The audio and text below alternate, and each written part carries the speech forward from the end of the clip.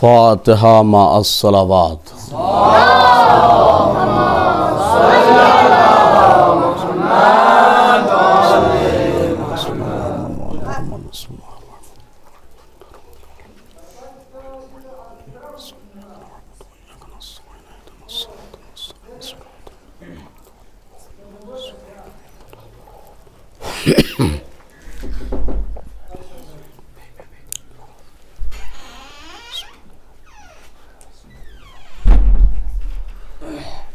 حسبنا اللہ ونعم الوکیل، نعم المولا ونعم النصیر۔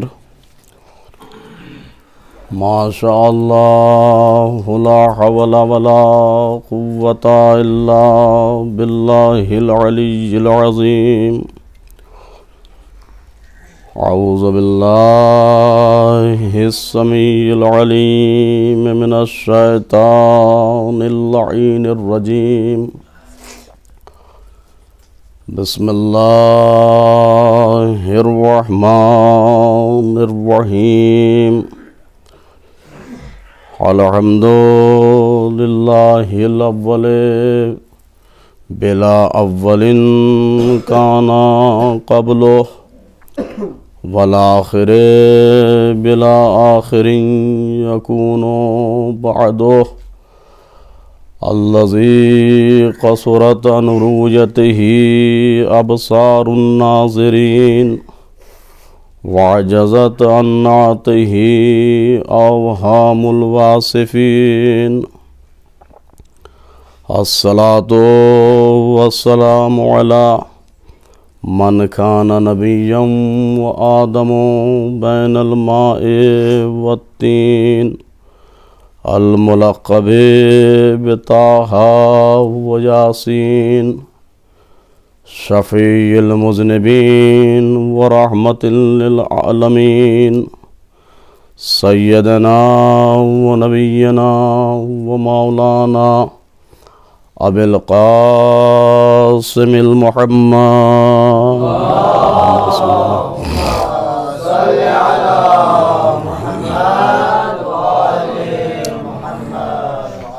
وعلى أهل بيته الطيبين الطاهرين المعصومين المظلومين المنتخبين المنتجبين، الذين أذهب الله عنهم الرجس وطهرهم تطهيرا۔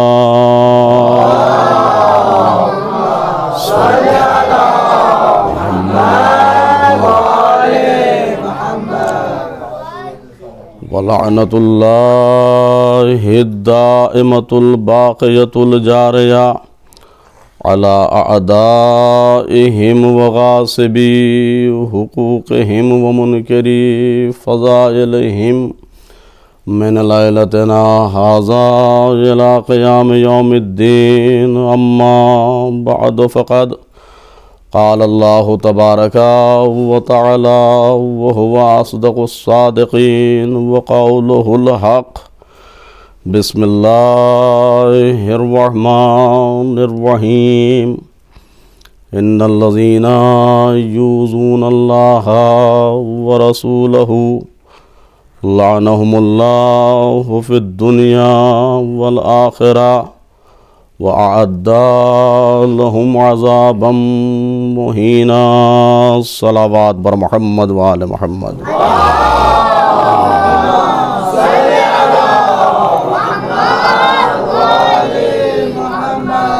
مل جل کے بآواز بلند صلوات ارشاد فرمائیں۔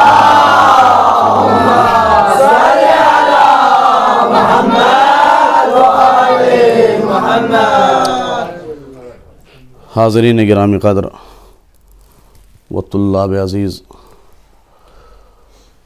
دنیا اسلام کی عظیم ترین مناسبت کے عنوان سے ہم اور آپ اس وقت کی نشست میں یہاں حاضر ہوئے ہیں۔ قطع نظر احادیث و روایت کے حقیقت یہی ہے کہ جس فرش پر آپ تشریف فرما ہیں یہ ازروب عظمت و فضیلت دنیا کی سب سے عظیم ترین شے کا نام ہے. چونکہ باب حدیث بہت زیادہ طویل ہے اور مناسبت کے عنوان سے چند کلمات، کچھ لازمی مطالب اور اہم مفاہیم آپ حضرات کے گوش گزار کرنا مقصود ہیں. لہٰذا میں ان تفاصیل میں نہیں جانا چاہوں گا کہ جن میں بتایا گیا کہ فرش عزا کا رتبہ کتنا بلند ہے، اس بزم کی عظمت کیا ہے کہ جو محمد و آل محمد علیہم الصلاۃ والسلام سے منسوب ہو جائے.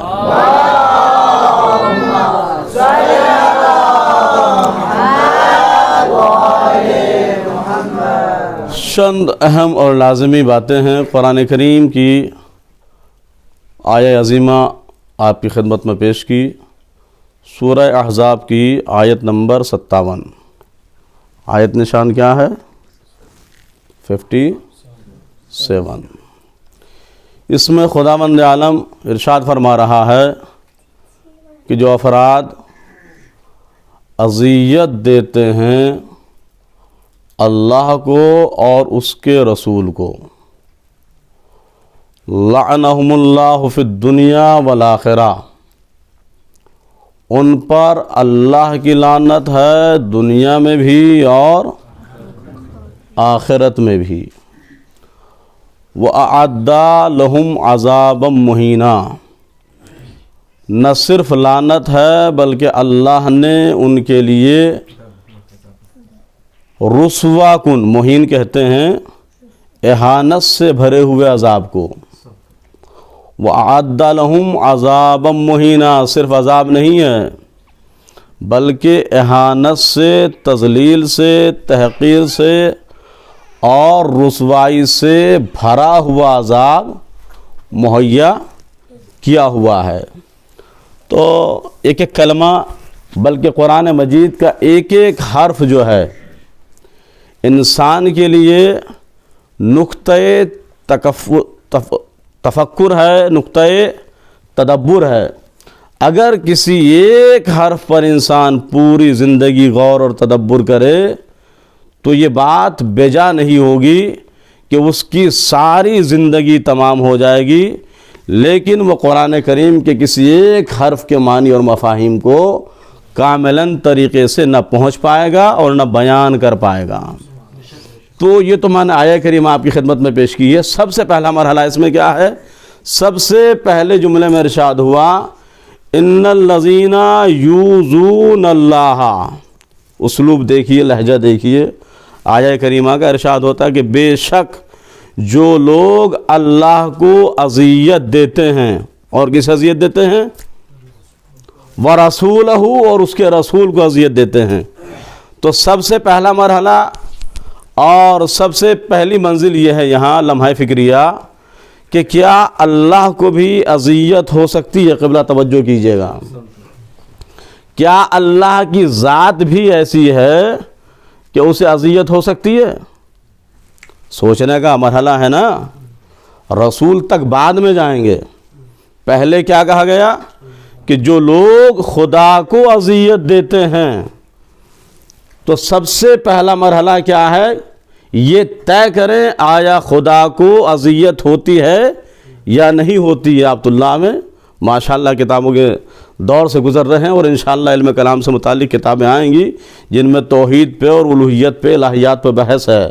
البتہ ایک کتاب ہے باب ہادی اشر، یہ نام تو سنا ہے نا. یہ باب ہادی اشر کس کی لکھی ہوئی کتاب ہے؟ شیخ طوسی کی.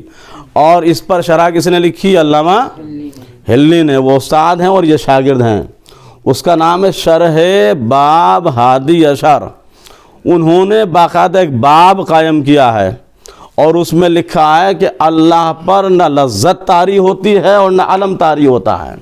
توجہ رکھیے گا. اللہ پر نہ لذت طاری ہوتی ہے اور نہ علم طاری ہوتا ہے، اس لیے کہ لذت اور علم کیفیت نفسانی کا نام ہے. لذت بھی کیا ہے؟ کیفیت نفسانی ہے، اور علم بھی کیفیت نفسانی ہے. اور اللہ کیفیت سے بھی بلند ہے اور نفسانیت سے بھی بلند ہے. نہ اس کے یہاں کیفیت پائی جاتی ہے اور نہ اس کے یہاں نفس پایا جاتا ہے.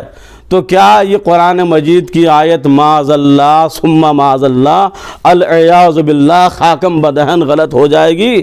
اللہ نے تو صاف کہا ہے نا کہ کچھ لوگ ہیں جو اللہ کو اذیت دیتے ہیں اور اس کے رسول کو اذیت دیتے ہیں. تو ہمیں اس آیت کے معنی کو ثابت اور صادق سمجھنے کے لیے کچھ سہارا لینا ہوگا، کسی ایک دروازے کا، کسی ایک تشریح کا، کسی ایک صراحت کا. تو میں بڑی غور کرتا رہا کہ علم کلام میں تو علماء نے یہ لکھ دیا ہے کہ نہ اللہ پر لذت طاری ہوتی ہے نہ علم طاری ہوتا ہے، اس لیے کہ اگر لذت و علم طاری ہو جائیں تو وہ بھی مخلوقات کے صفات میں مخلوق کے جیسا ہو جائے گا. اور اس نے خود اعلان کیا لیسا کمثلہ شیء، اس کے جیسی کوئی شے نہیں ہے. تو آخر اس آیت کے معنی کیا ہیں، اس آیت کا مفہوم کیا ہے؟ تو مجھے رسول اسلام کی حدیث نے بڑھ کے سہارا دیا. آپ نے فرمایا فاطمہ تو بضعۃ منی، فاطمہ میرا ٹکڑا ہے. من اذاہا فقد اذانی، جس نے فاطمہ کو ستایا اس نے مجھے ستایا. ومن اذانی فقد اذى اللہ، اور جس نے مجھے ستایا اس نے خدا کو ستایا. اور جس نے خدا کو ستایا فعلیہ لعنت اللہ، اس پر یہاں بھی لعنت ہے اور وہاں بھی لعنت ہے. صلوات پڑھے محمد و آل محمد پر.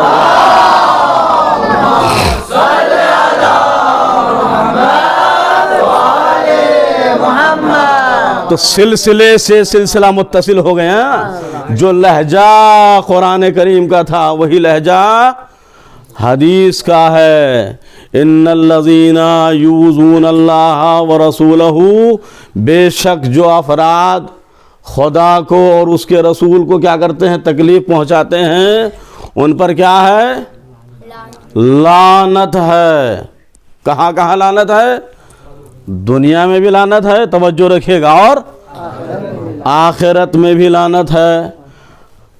اسی آیہ کریمہ کے پہلے فقرے میں ایک نہایت لطیف اشارہ اور ہے جو بہت عظیم پیغام کو ہماری طرف بھیجتا ہے اور ایک بہت بڑے مسئلے کو حل کرتا ہے. ہوتا کیا ہے، عام طور سے ملت مسلمہ میں یہ انتشار ہے کہ آیا لعنت کرنا کسی پر صحیح ہے کہ نہیں ہے؟ نفس تبرہ، نفس لعنت صحیح ہے یا نہیں ہے؟ یہاں اس آیہ کریمہ میں اللہ نے نسبت کس کی طرف دی؟ لعنہم اللہ. توجہ رکھیے گا، لعنہم اللہ، ان پر کس کی لعنت ہے؟ کس کی لعنت ہے؟ اللہ کی لعنت ہے. اللہ نے لعنت کو اپنی جانب منسوب کر کے دنیا کے ہر صاحب فکر کو یہ درس دے دیا کہ لعنت صحیح تو ہو سکتی ہے، غلط نہیں ہو سکتی ہے. اس لیے کہ لعنت کو خود اللہ نے کر کے بتا دیا. اللہ صحیح کام تو کر سکتا ہے، غلط کام نہیں کر سکتا ہے. بات پہنچ رہی ہے نا؟ اللہ صحیح کام کرتا ہے، غلط کام نہیں کرتا ہے. اور جو غلط کام کرے وہ خدا. تو کیا مطلب ہوا کہ برے لوگوں پر لعنت کرنا کیا ہے؟ مزاج الوہیت ہے، مشیت الہی ہے. اب ایک آیت اور پڑھتا ہوں. ارشاد ہوتا ہے ان اللہ وملائکتہ یصلون علی النبی یا ایھا الذین آمنوا صلوا علیہ وسلموا صلوات پڑھیں محمد علی محمد.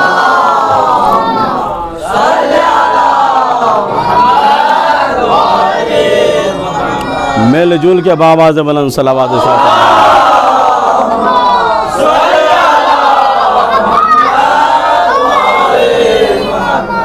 اس آیہ کریمہ میں کیا فرمایا؟ ترجمہ سب کے پیش نظر ہے. کیا فرمایا اللہ نے یہاں؟ کہ اللہ اور اس کے فرشتے کیا کرتے ہیں؟ سلام بھیجتے ہیں، سلام پڑھتے ہیں، درود پڑھتے ہیں، صلوات پڑھتے ہیں. کس پر؟ نبی پر. یا ایھا الذین آمنوا، اے صاحبان ایمان، اے ایمان والوں، اے مومنوں، صلو علیہ وسلموا. تو اس آیہ کریمہ نے کیا بتایا؟ کہ صلوات پڑھتا ہے اللہ بھی. ان اللہ و ملائکتہ، اور اس آیہ کریمہ نے کیا بتایا کہ لعنت پڑھتا ہے اللہ بھی. پہنچے کہیں جہاں میں پہنچانا چاہتا ہوں, صلوات محبت کی علامت ہے اور لعنت تبرہ کی علامت ہے. اللہ صلوات بھی پڑھتا ہے اور لعنت بھی پڑھتا ہے. اس کا مطلب کیا ہوا کہ اللہ تولائی بھی ہے اور تبررائی بھی ہے. صلوات پڑھیں محمد آل محمد.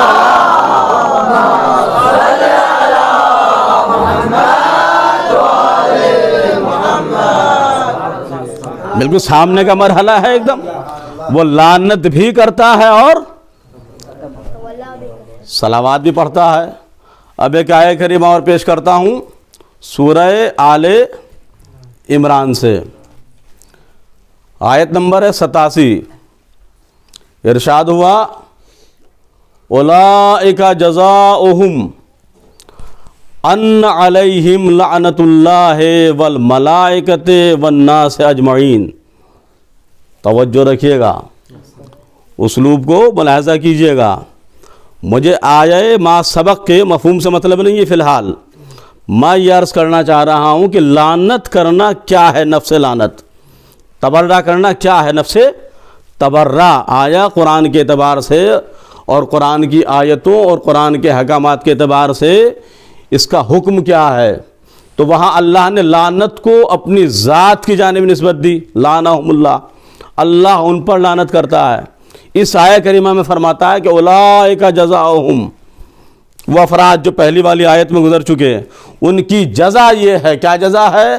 ان علیہم لعنت اللہ والملائکۃ والناس اجمعین, کہ ان پر خدا کی لعنت ہے اور کس کی لعنت ہے؟ ملائکہ کی لعنت ہے. اور کس کی لعنت ہے؟ الناس اجمعین. لفظ جمع آیا اور اس کے ساتھ ساتھ میں تاکید آئی, اجمعین. اللہ کی بھی لعنت ہے اور ملائکہ کی بھی لعنت ہے اور انسانوں کی بھی, سب کی لعنت ہے. تو پہلی آیت نے بتایا تھا کہ اللہ لعنت کرتا ہے, اور اس آیت نے بتایا کہ فرشتے بھی لعنت کرتے ہیں. توجہ رکھیے گا, پہلی آیت نے کیا بتایا؟ اللہ لعنت کرتا ہے, اور اس آیت کریمہ نے کیا سبق دیا کہ فرشتے ملائکہ بھی لعنت کرتے ہیں, والناس اجمعین, اور انسان بھی سارے کے سارے لعنت کرتے ہیں. تو میسج پہنچا کہ نہیں پہنچا, پیغام پہنچا کہ نہیں پہنچا. اب کوئی یہ نہ کہے کہ لعنت کرنا بری شے ہے, یہ پاگلوں کا کام ہے, یہ دیوانوں کا کام ہے, بلکہ آیت نے تو بتا دیا کہ لعنت کرنا ہر کسی کا کام نہیں ہے, یا تو اللہ کا کام ہے, یا فرشتوں کا کام ہے, یا جو انسان کہلانے کے حقدار ہیں ان کا کام ہے. صلوات پڑھیں محمد آل محمد.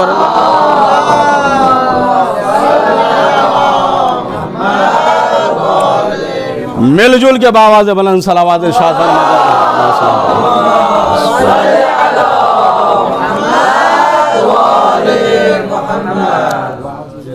تو بات کہاں سے چلی تھی کہ لعنت خدا کرتا ہے اور ملائکہ کرتے ہیں اور تمام انسان. یہ جب لفظ انسان اس کے بعد مجمعین کی تاکید پڑھی میں نے تو میں بڑا پریشان ہو گیا. لفظ ناس جمع عموم کے لیے آتا ہے, اور پھر اجمعین سارا عالم انسانیت. تو اس کا مطلب تو یہ ہوا کہ جو خود ملعون ہے وہ بھی اپنے پر لعنت کرتا ہے, وہ بھی انسان ہے نا. توجہ ہے آپ کی. ناس کا مصداق تو وہ بھی ہے نا, کیونکہ وہ بھی انسان ہے. اور پھر اجمعین کی قید میں اور بھی زیادہ شامل ہو گیا, وہ اس سے باہر نہیں جا سکتا ہے. تو میں بڑا پریشان تھا, پروردگارہ یہ کیا کہہ دیا, اور یہ ناممکن ہے عقلاً کوئی بھی انسان کتنا بھی برا کیوں نہ وہ خود پر لعنت کرے. یہ بہت مشکل اور بعید بات ہے. تو مجھے قرآن مجید کی ایک اور آیہ کریمہ نے اور مولا علی کی ایک اور حدیث نے اس بات کو وضاحت تک پہنچایا. قرآن میں ارشاد ہوا اولئک ہم کل انعام بل ہم اضل سبیلا. کچھ افراد ایسے ہیں جن کی طرف اشارہ ہو رہا ہے اولئک کے ذریعے. کیا ہے وہ؟ چوپایوں کی مانند ہیں بلکہ ان سے بھی گئے گزرے اور بدتر ہیں. اس کا مطلب یہ ہوا کہ انسانوں میں بھی سب انسان کہلانے کے حقدار نہیں ہیں. اور مولا علی نے فرمایا یا اشباہ الناس، اے انسانوں کی شکل اور صورت میں پھرنے والوں، یعنی جو اصل میں انسان نہیں تھے بلکہ انسان نما تھے، انسانی ڈھانچوں میں پھر رہے تھے. تو اس کا صاف سا مطلب یہ ہے کہ لعنت وہ کرے گا جس میں انسانیت پائی جاتی ہوگی. کون کرے گا لعنت؟ اور قریب کر دوں مفہوم کو، لعنت خدا کرتا ہے اور یا ملائکہ کرتے ہیں اور یا انسان کرتے ہیں. یعنی جو خدا والا ہوگا وہ لعنت کرے گا، توجہ ہے نا، اور جو ملکوتی صفات والا ہوگا وہ لعنت کرے گا، اور جس میں انسانیت کا جوہر پایا جاتا ہوگا. تو لعنت کرنا جو ہے وہ ہر کسی کے بس کی بات. اب اگر کوئی لعنت کر کے منہ چڑھائے یا پریشان ہو جائے تو سمجھ لینا کہ نہ وہ خدا والا ہے، نہ وہ ملکوتی ہے، اور نہ وہ انسان کہلانے کا حقدار ہے. صلوات پڑھیں محمد آل محمد.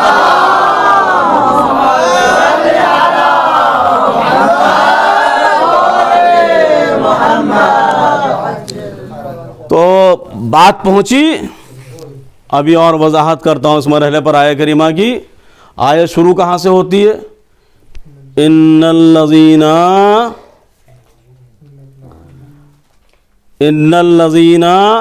حرف مشبہ بالفعل سے چھوڑ دیجئے. اس کے بعد والا کیا ہے؟ الذین. جی یہ الذین کیا ہے گرامر کے اعتبار سے، عربی گرامر کے اعتبار سے؟ اس میں موصول ہے. اس میں موصول میں کون سے طبقے کا ہے؟ واحد کے لیے ہے یا تثنیہ کے لیے ہے؟ جمع کے لیے ہے. اور دنیا میں جتنی بھی، توجہ رکھیے گا میں اپنی بات کو پہنچانے جا رہا ہوں انشاءاللہ، جس وجہ سے میں نے اس آیہ کریمہ کو آپ کی خدمت میں عنوان گفتگو اور موضوع سخن قرار دیا تھا. اگلے فقرے کیا کہہ رہے ہیں کہ جو اللہ کو اور اس کے رسول کو اذیت پہنچاتے ہیں ان پر کیا ہے؟ خدا کی لعنت ہے. الذین کیا ہے؟ اس میں موصول جمع. عربی کا قاعدہ کیا ہے کہ واحد کے لیے الگ لفظ آتی ہے، کیا آئے گا؟ الذی آئے گا. اور تثنیہ کے لیے کیا آئے گا؟ اللذان آئے گا. اور جمع کے لیے کیا آئے گا؟ الذین آئے گا. اور جمع کے بارے میں تمام اہل عرب کا یہ اتفاق ہے کہ جمع کا صیغہ اور جمع کے مصادیق جو ہیں وہ 3 سے شروع ہوتے ہیں. خدا کرے کہ میری بات پہنچ جائے. جو میں کہنا چاہ رہا ہوں، جمع کا اطلاق کم سے کم 3 پر ہوتا ہے. اب مجھے کسی کی قوم سے مطلب نہیں ہے، کسی کے قبیلے سے مطلب نہیں ہے، کسی کے خاندان سے مطلب نہیں ہے، کسی کے شہر سے مطلب نہیں ہے، کسی کے محلے سے مطلب نہیں ہے، کسی کے علاقے سے مطلب نہیں ہے، کسی کی پیری سے مطلب نہیں ہے، کسی کی مریدی سے مطلب نہیں ہے. مجھے تو عرب کے قاعدے نے یہ بتایا کہ جمع کا لفظ 3 کے لیے بولا جاتا ہے، اور اسی جمع کے لفظ کو اللہ نے قرآن میں رکھ کے یہ بتا دیا کہ کم سے کم 3 ایسے تھے جو رسول کو ستایا کرتے تھے، خدا کو ستایا کرتے تھے، اور ان تینوں پر یہاں بھی لعنت ہوتی رہے گی اور وہاں بھی لعنت ہوتی رہے گی. صلوات پڑھیں محمد آل محمد.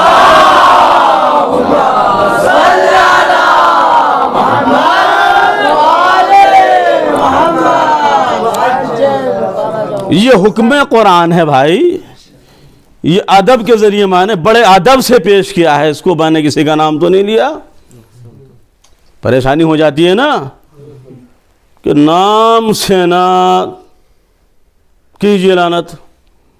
دیکھیے لعنت اور رحمت کا خاصہ یہ ہے کیا کہ اگر نام نہ لیا جائے تو جو رحمت کا حقدار ہے خود بخود پہنچ جاتی ہے, اور لعنت میں بھی نام نہ لیا جائے. بڑی عجیب منطق ہے, جب یہ طے شدہ بات ہے کہ رحمت کو بھی کوئی نہیں روک سکتا اور لعنت کو بھی کوئی نہیں روک سکتا, تو پھر یہ کون سی منطق ہے کہ صاحب نام نہ لیجیے. آپ نام لینے کی کیا ضرورت ہے؟ پھر یہ کہا جاتا ہے کہ صاحب وہ نام کیوں لے رہے ہیں آپ؟ اللہ نے تو کلی طور پہ کی ہے, اجمالی طور پہ کی ہے. اللہ نے کسی کا نام, یہی کہتے ہیں نا, کسی سے مراد کون ہے؟ جو اشکال کرتے ہیں, جو شبہ پیش کرتے ہیں, جو اعتراض کرتے ہیں, ان کے کسی سے مراد کون ہے؟ وہ جو لعنت کے سب سے بڑے حقدار ہیں, وہی افراد ہیں نا. ان کا کہنا یہ ہے کہ صاحب اللہ نے قرآن میں نام لے کے لعنت. اچھا, تو اس کا مطلب یہ ہوا کہ اللہ جس شے کا نام لے گا اسی کو ہم مانیں گے قرآن میں. تو یہ بتائیے حضرت, آپ نماز پڑھتے ہیں 5 وقت کی, اللہ نے ظہر کا نام لیا, ظہر کی نماز لیا ہے, عصر کی نماز لیا ہے نام, نہیں لیا نا. مغرب کی صلاۃ المغرب کہیں آیا ہے قرآن میں؟ صلاۃ العشاء کہیں آیا ہے قرآن میں؟ نہیں آیا نا. تو پھر یہ نام کہاں سے آ گئے؟ کہ صاحب جو قرآن نہ بیان کرے اسے حدیث بیان کرے گی, چونکہ حدیث میں نام آ گئے ہیں. تو یہی ہم کہنا چاہتے ہیں کہ قرآن میں نام نہیں آئے ہیں, حدیث میں پہلے کا بھی آیا ہے, دوسرے کا بھی آیا ہے, اور تیسرے کا بھی آیا ہے. صلوات پڑھیں محمد آل محمد.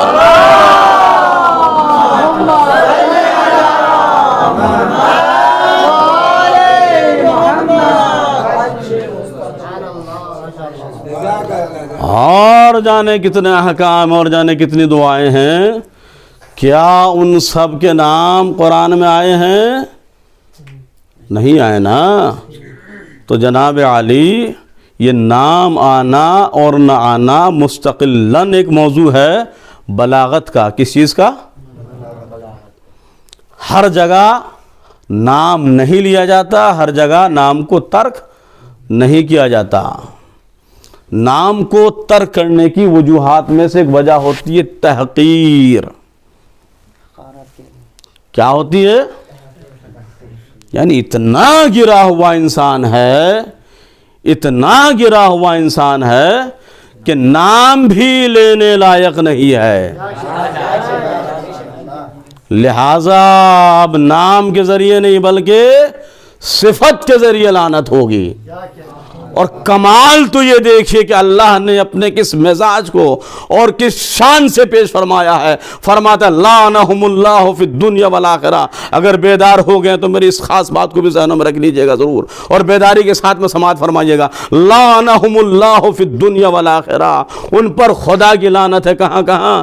دنیا میں بھی لعنت ہے اور آخرت میں بھی لعنت ہے. پورا باب اسلام اٹھا لیجئے آپ, ساری فقہیں اٹھا لیجئے آپ, 73 کے 73 فرقوں کے مسائل اٹھا لیجئے آپ. کسی ایک فرقے کی بات نہیں کر رہا ہوں. سب نے یہی کہا کہ جب تک انسان زندہ ہے تب تک باب اعمال کھلا ہوا ہے. قبلہ توجہ رکھیے گا, جب تک انسان زندہ ہے تب تک باب اعمال کھلا ہے, اور جیسے انسان مر جاتا ہے, اس دنیا سے اٹھ جاتا ہے, اس کی موت واقع ہو جاتی ہے, تو باب اعمال بند ہو جاتا ہے, باب جزا یا سزا شروع ہو جاتا ہے. یعنی نماز صرف دنیا میں ہے, روزہ صرف دنیا میں ہے, حج صرف دنیا میں ہے, زکوٰۃ صرف دنیا میں ہے, خمس کی ادائیگی صرف دنیا میں ہے. لیکن اس میں کیا فرمایا کہ لعنت دنیا میں بھی ہے اور آخرت میں بھی ہے.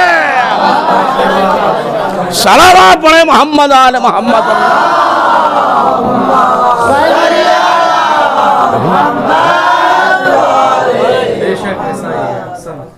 یہ لعنت ایسی چیز ہے کہ جو یہاں بھی ہے اور نماز وہاں نہیں. لعنت ہے روزہ, لعنت ہے حج وہاں نہیں لعنت، زکوٰۃ وہاں نہیں لعنت، خمس کی ادائیگی وہاں نہیں لعنت، چونکہ وہ تو باب جزا شروع ہو گیا نا، باب سزا شروع ہو گیا نا۔ میں بڑی غور کر رہا تھا، پروردگارہ کیا میٹر ہے یہ، آخر کیا معاملہ ہے؟ اس لعنت کو صرف دنیا تک محدود رکھ دیتا، یہ آخرت تک اٹھا کے لے جانے کی کیا ضرورت تھی؟ صرف دنیا میں کرا دیتا، دنیا میں کر دیتی کافی تھا، لیکن یہ آخرت تک کیوں لے کے گیا؟ تو عجب نہیں کہ آواز قدرت آئے، نادان ہم نے یہ طے کیا ہوا ہے کہ جو آل محمد کے خلاف آ جائے گا ہم اسے یہاں بھی ذلیل کریں گے اور وہاں بھی ذلیل رکھیں گے،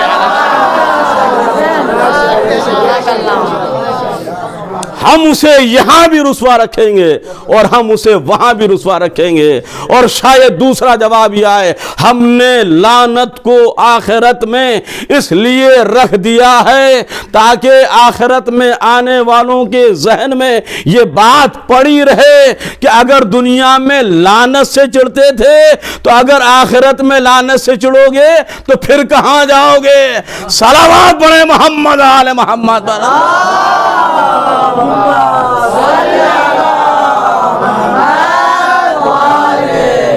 مل جل کے باواز بلند صلوات ارشاد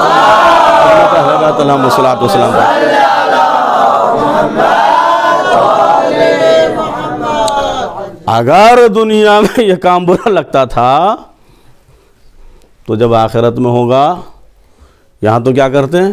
ارے یہ لعنت کرتا ہے، اس سے بات مت کرنا، جی یہ لعنت کرتا ہے، اس کے پاس مت بیٹھنا، یہ لعنت کرتا ہے، اس کے گھر مت جانا۔ اب تو اللہ نے تو فرما دیا کہ یہ لعنت آخرت میں بھی ہوگی، تو کہاں جاؤ گے پھر؟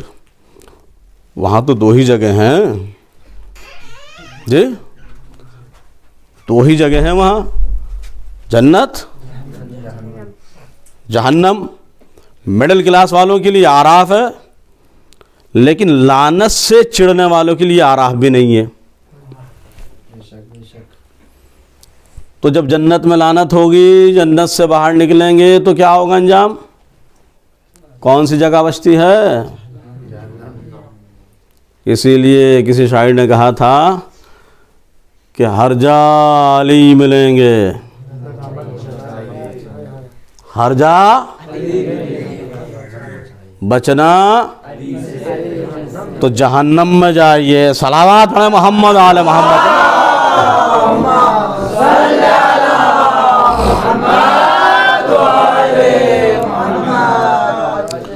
تو بات واضح ہو گئی کہ لعنت کرنا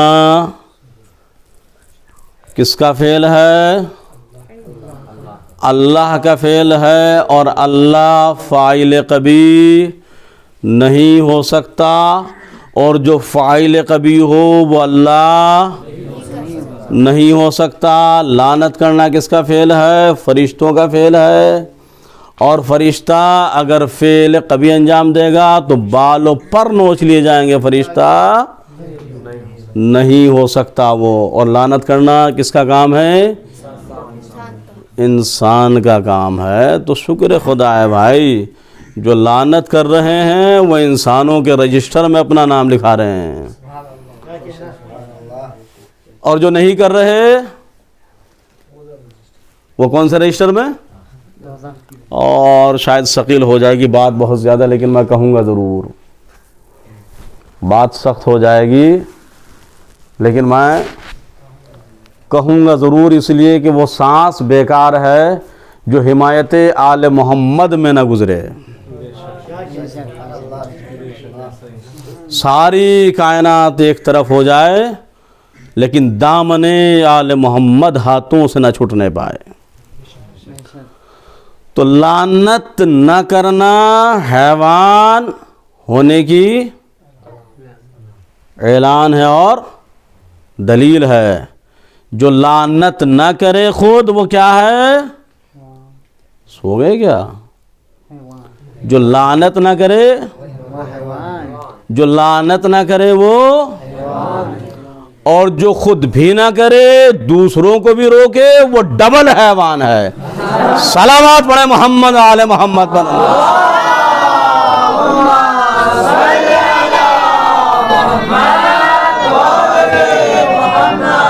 بھائی عجیب فلسفہ ہے، عجیب مرحلہ ہے.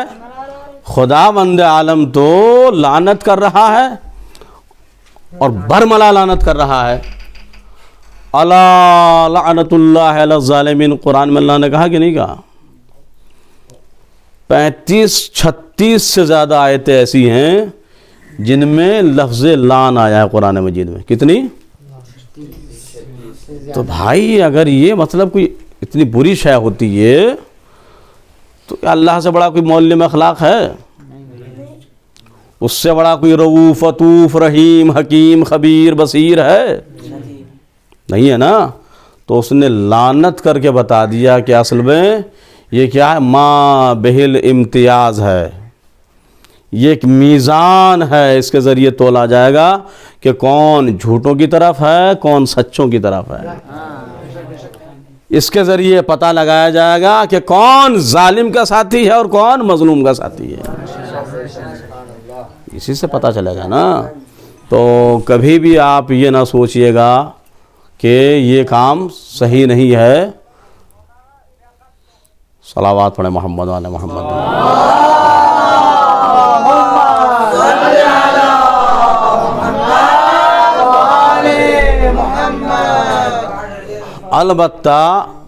البتہ اپنے تقاضوں کے اعتبار سے، کسی امر خارجی کے اعتبار سے کوئی مرحلہ ایسا آ سکتا ہے کہ وقتاً ضرورتاً یا حکمتاً اس کام کو انجام نہ دیا جائے، لیکن نفس لعنت جو ہے وہ اپنی جگہ ثابت ہے. اگر آپ کسی کے سامنے نہیں کر سکتے تو کم از کم اپنے دل میں تو کر لیجئے. یا وہ آپ کے دل میں بھی گھس جائے گا؟ نہیں گھس سکتا نا دل میں. شیطان کو تو بہت جلدی دل میں بٹھا لیتے ہیں.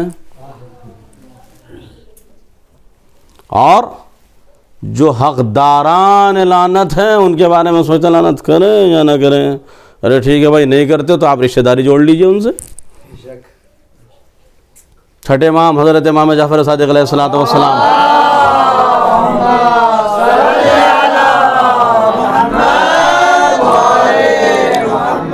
بآواز بلند صلوات ارشاد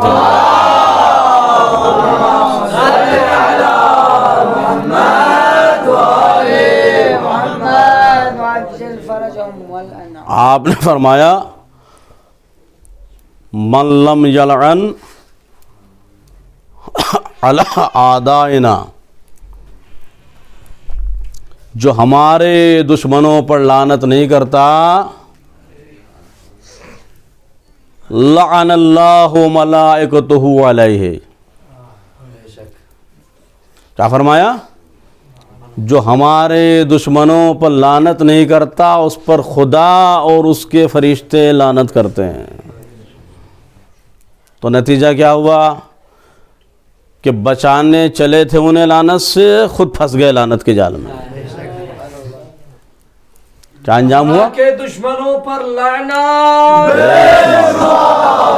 کے دشمنوں پر لعنت، ائمہ علیہم السلام کے تمام دشمنوں پر لعنت، رسول کے دشمنوں پر لعنت، یزیدیات زندہ باد، حسینیات زندہ باد، حسینیات زندہ باد، حسینیات زندہ باد. علیہ السلام.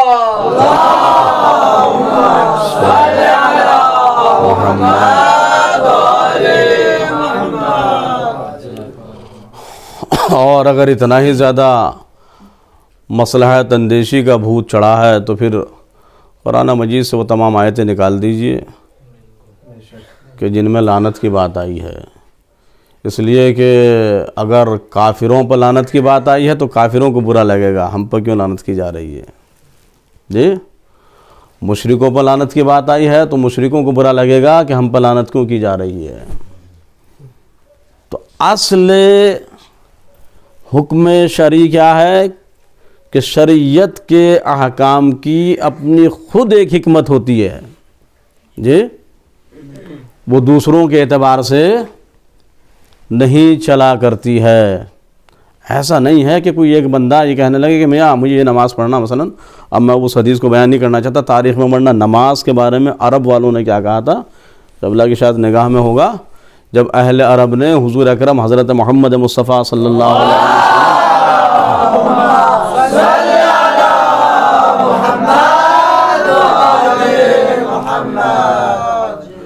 وسلم بتوں کے پوجنے والوں نے آپ کو نماز ادا کرتے ہوئے دیکھا تھا تو نہایت گستاخانہ اور نہایت غلیظ جملہ استعمال کیا تھا کہ یہ کون سی عبادت ہے۔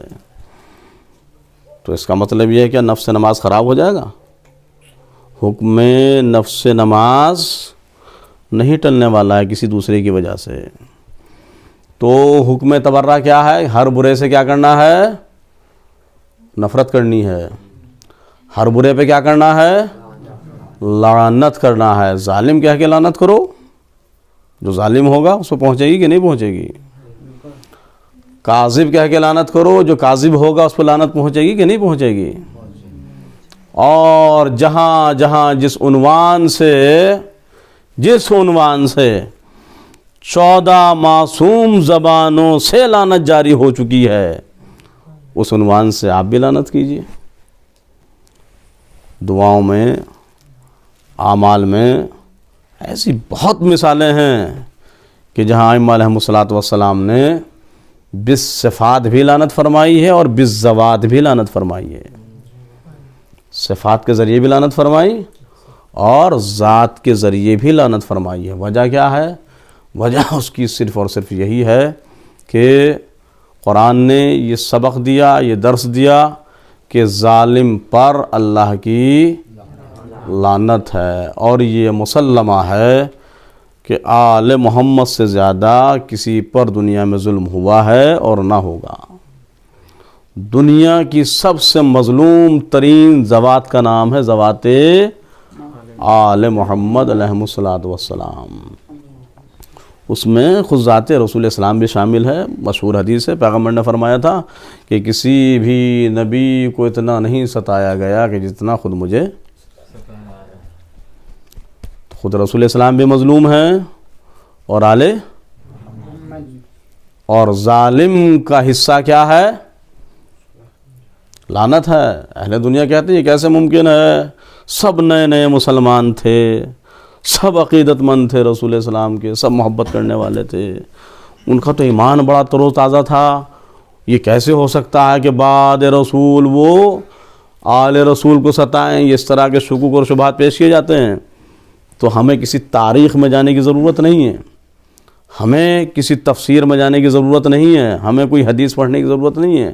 جب قرآن نے یہ کہہ دیا، آیت آ گئی کہ ہاں کچھ افراد تھے جو اللہ کو اذیت دیتے تھے، اللہ کے رسول کو اذیت دیتے تھے، تو بس بات صاف اور واضح ہو گئی کہ ہاں اس زمانے میں کچھ ایسے افراد ضرور تھے کہ جو رسول اسلام کو ان کے ہوتے ہوئے بھی ستاتے تھے۔ تو جو رسول اسلام کی زندگی میں رسول کو اذیت دے، وہ بعد رسول آل رسول کو کیوں اذیت نہیں دے سکتا ہے؟ لہٰذا وہ فلسفہ باطل ہے قطعاً کہ کلہم عدول، وہ سب کے سب صحیح تھے۔ اگر وہ سب کے سب صحیح ہوتے تو قرآن مجید میں سورہ منافقون نہ آتا۔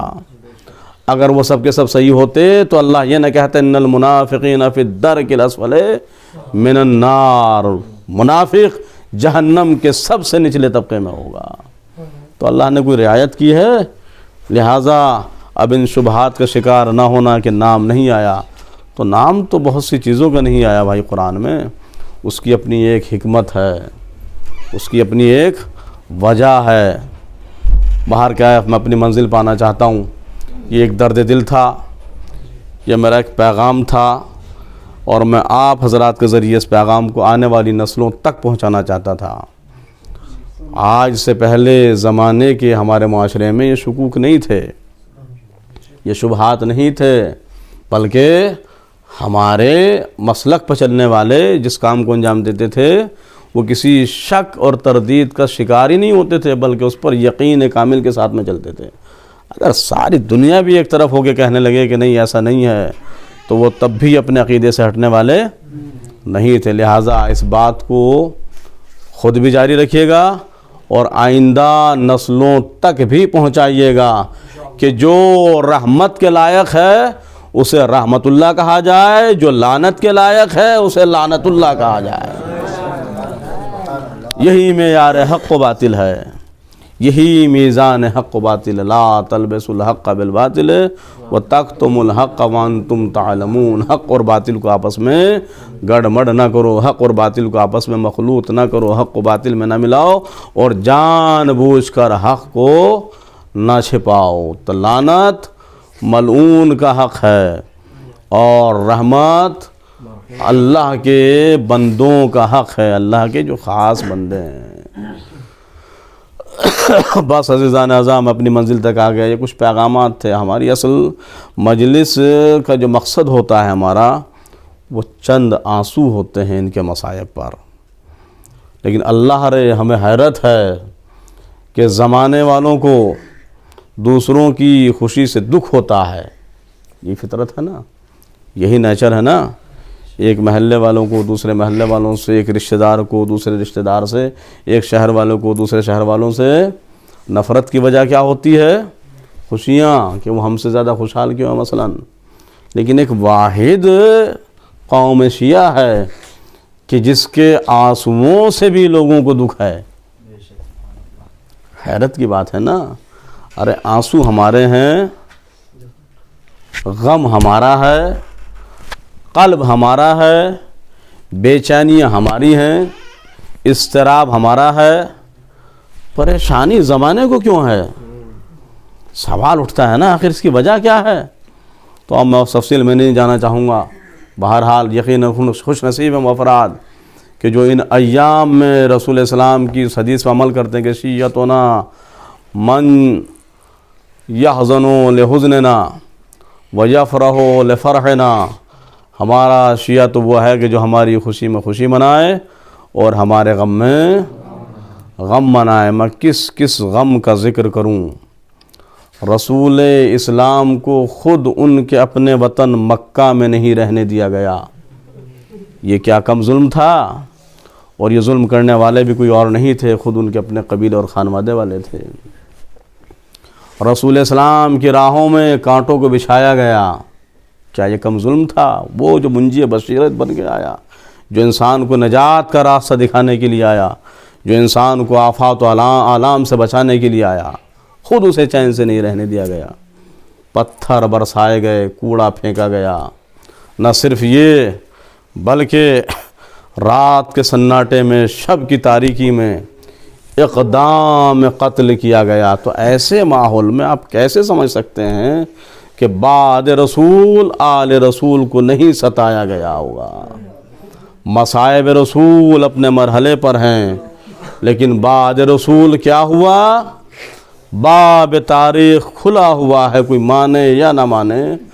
ہمیں تو یہی بتایا گیا کہ رسول کی صرف ایک بیٹی تھی، اس پیغمبر رحمت للعالمین کی صرف ایک دختر تھی، لیکن کیا ہوتا ہے کہ وہی بی بی اپنے بابا کے غم میں روتی ہے تو اسے رونے نہیں دیا جاتا، اور یہی کلمہ پڑھنے والے آ کے گھر پہ جمع ہوتے ہیں اور آ کے کہتے ہیں یا علی بی بی سے فرمائیے کہ یا تو دنوں کو رویا کریں اور یا راتوں کو رویا کریں، اس لیے کہ جب زہرا گریہ کرتی ہے تو ہمارے کاموں میں خلل پڑتا ہے، دن کو کاموں میں خلل پڑتا ہے، راتوں کو ہماری نیند خراب ہو جاتی ہے۔ میں اس مرحلے پر اس لیے نہیں آیا کہ امت نے کیا سلوک کیا، میں اس مرحلے پہ اس لیے آیا کہ زہرا پر کیا گزر گئی تھی اپنے بابا کے بعد، کہ جو راتوں کو بھی گریہ کیا کرتی تھی اور دنوں کو بھی گریہ کرتی تھی۔ ہاں، ارباب ازاں تاریخ نے لکھا کہ جب اہل مدینہ کی شکایت کو علی نے سنا تو ایک مرتبہ میرے مولا اور آقا نے ایک مکان کا اہتمام کیا اور بی بی سے فرمایا ہے دختر رسول آپ اس عزا خانے میں بیٹھ کے گریہ کیا کیجئے، صبح سے لے کے شام تک، شام سے لے کے صبح تک محمد کی اکلوتی بیٹی بیت الحزن میں بیٹھ کے ماتم کرتی رہتی تھی۔ میں کیسے بیان کروں کہ زہرا پر کیا کیا مصیبتیں گزر گئیں۔ ارباب عزت بس اتنا سمجھ لیجئے کہ اسی معصومہ کو کہنا پڑا صبت علیہ مصائبان لو انہا صبت علی الایام سرنا لیالیا۔ اے بابا، ارے آپ کے اٹھ جانے کے بعد فاطمہ پہ اتنے مصائب ڈھائے گئے کہ اگر وہ روز روشن بگرتے تو سیاہ اور تاریک شب میں تبدیل ہو جاتے۔ علماء نے ان شعر کو، ان مصروں کو بہت بیان کیا، لیکن تشریح کرتے ہوئے کلیجہ کانپ جاتا تھا، قلم ہاتھ سے چھوٹ جاتا تھا۔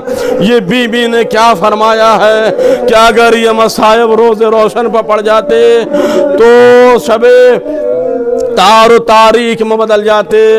آخر کار فکر آگے بڑھی، عقیدت نے سینے کو سنبھالا تو ایک عالم صاحب عرفان نے تحریر کیا۔ یہ بی بی کا اشارہ اپنی حالت کی طرف تھا، اس لیے کہ 18 برس کی عمر ہے اور چہرے پر جھریاں پڑ گئی ہیں، کمر جھک گئی ہے، سر کے بال سفید ہو گئے ہیں۔ اے بابا، آپ کے بعد زہرا کو بہت ستایا گیا۔ مصائب تمام نہیں ہوتے بلکہ اور آگے بڑھتے ہیں۔ جزاکم اللہ خیر الجزا۔ بی بی آپ کے اس پرسے کو قبول کرے اور اللہ آپ کو زہرا کے مصائب میں رونے والوں میں قرار دے۔ خدا آپ کو کوئی غم نہ دے سوائے غم آل محمد علیہ السلام کے۔ کس کس مصیبت کو بیان کروں؟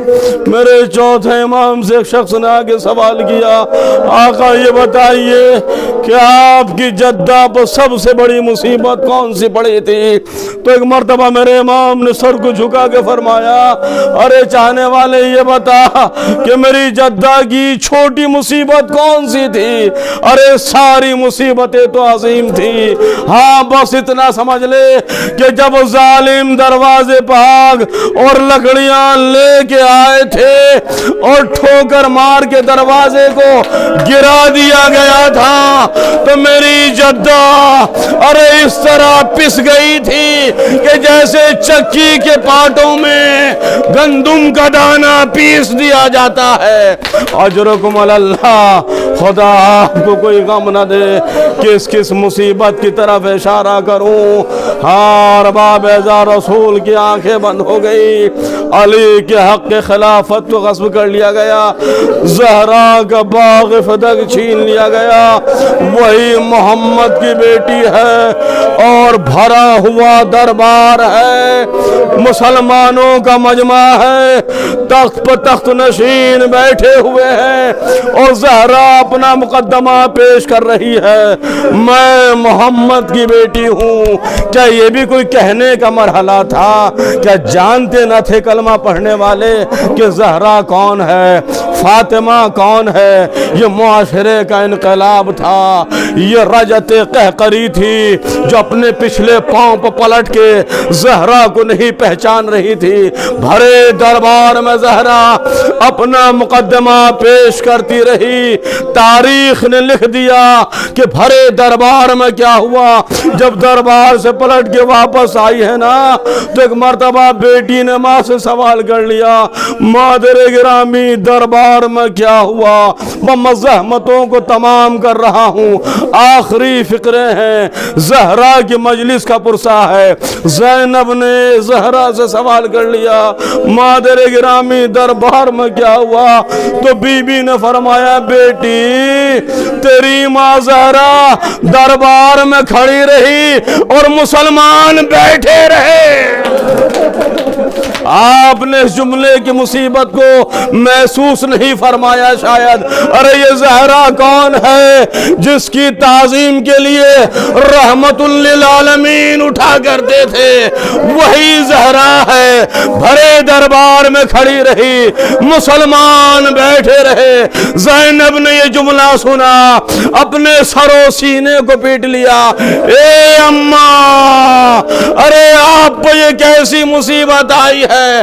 آپ کھڑی رہی, کلمہ پڑھنے والے بیٹھے رہے. شہزادی نے زینب کو گلے سے لگا لیا. اے بیٹی زینب, ارے تو میری مصیبت پر رو رہی ہے. میں آج دربار میں گئی تھی تو مرحلہ کچھ اور تھا. اے زینب, مجھے تیری مصیبت یاد آ رہی ہے. آج زہرا دربار میں گئی تھی تو سر پر ادا تو تھی, ارے نوک نیزہ پر شہیدوں کے سر تو بلند نہ تھے. اے زینب, آج فاطمہ دربار میں گئی ہے تو بازوؤں میں رسن تو نہ تھی. اے زینب, کل تو دربار میں جائے گی, تیرے سر پر ادا نہ ہوگی, آگے آگے شہیدوں کے سر ہوں گے. اے زینب, تیرے بازوؤں میں رسن ہوگی, منادی کی ندا ہوگی. تماشائیوں آؤ, علی و زہرا کی بیٹی کا تماشا دیکھو. اے زینب, تیری مصیبت عظیم ہے. اے بیٹی, میں مدینے کے دربار میں گئی, تو شام کے دربار میں جائے گی. الا لعنت اللہ علی القوم الظالمین, سيعلم الذين ظلموا وأي منقلب ينقلبون. اللهم صل